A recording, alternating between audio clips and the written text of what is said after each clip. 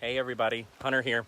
I wanted to give you just kind of a quick walkthrough because my helicopter is on its way, and I wanted you to be able to see what I've been able to see out here. And so I'm just gonna kind of walk you through, show you a little bit, and we'll end up on the helipad. The views here are unmatched, I would say. They are absolutely unmatched. And so let me just give you a pan of this. And this is just one side of it. Obviously there's multiple sides, and you'll see some of the rust here. This thing is aging, but it is stable, so don't worry.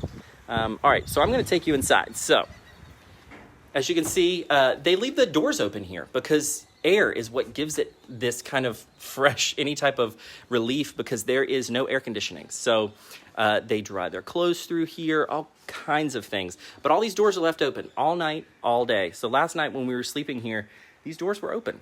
Now, if you come down this hallway, there's beds. And they all have specific names. And I'm gonna show you these because they're on the ground right here. This one is Bald Head. This one is Oak Island.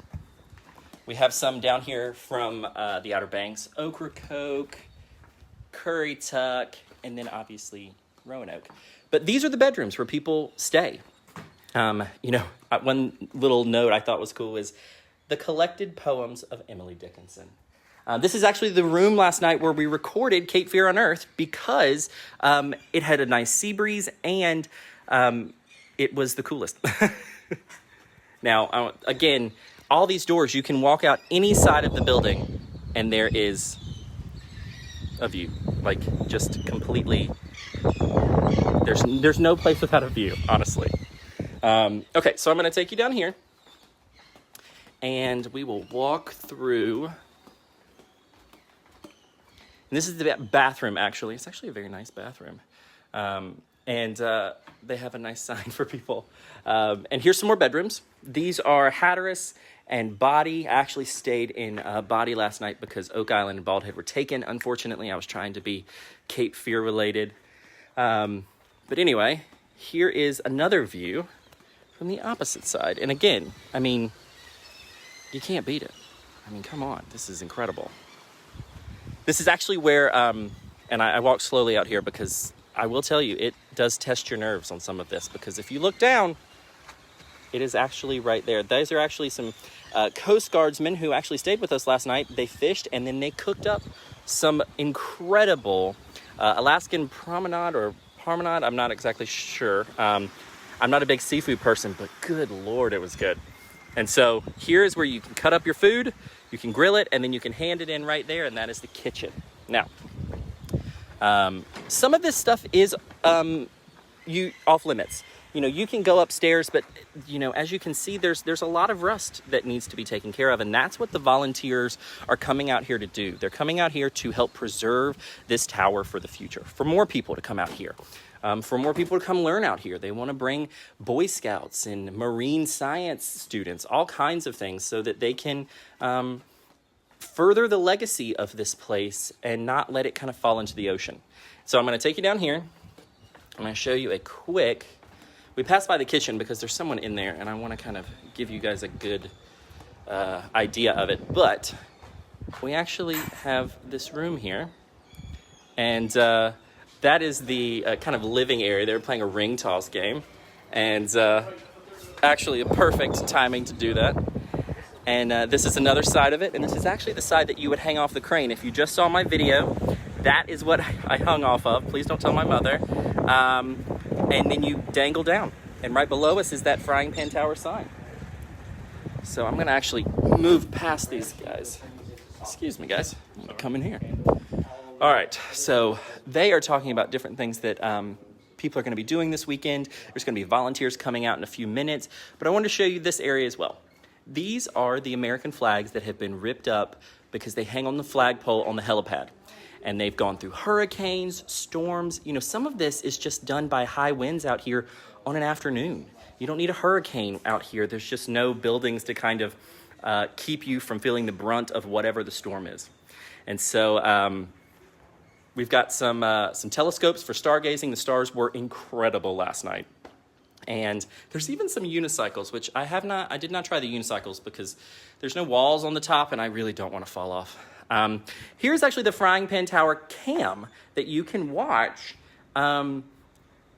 from your home. I mean, it's explore.org. This is what's really made this area and this tower really prominent and infamous, because you can watch underneath on the seafloor. You can do all kinds of things. And so there's one where you can watch the American flag, and that got a lot of prominence during Hurricane Florence.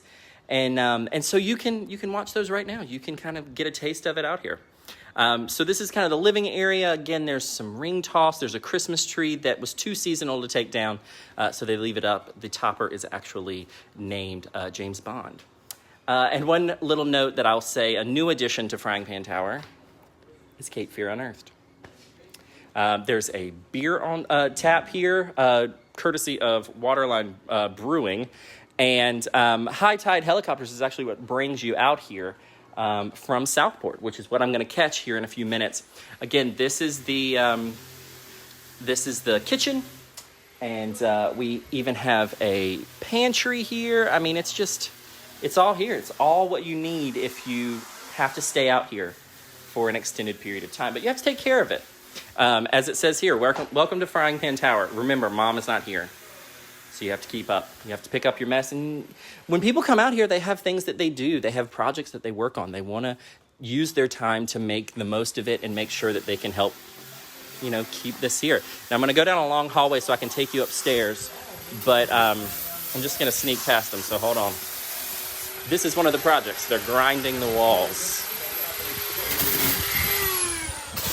All right, so we come through. This is where you lower yourself down. Just going to give you a quick knee-shaking view.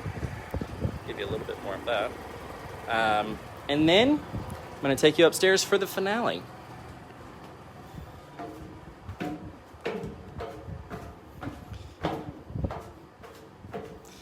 All right, and here is the famed helipad.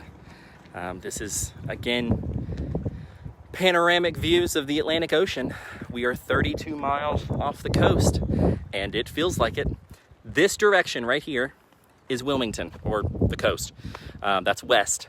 And last night, it was clear blue skies. I saw the Milky Way. I saw billions of stars. But the only light out here, there's no lights on the deck unless they turned them on, and they didn't. The only light out here is either you having your phone on or the light pollution from Wilmington, which goes about right about there was where it was. And I didn't get great photos of that because it's pitch black and my camera can only do so much. But